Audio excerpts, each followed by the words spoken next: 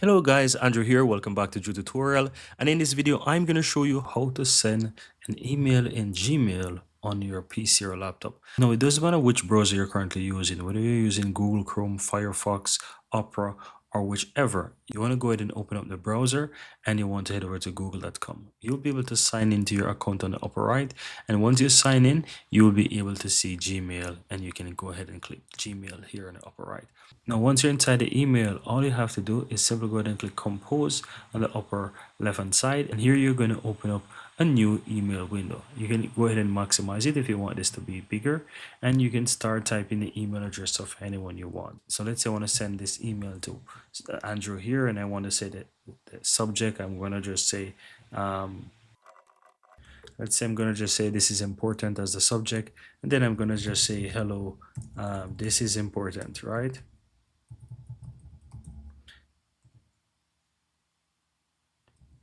And once you're ready, all you have to do, guys, is just simply go ahead and click and send.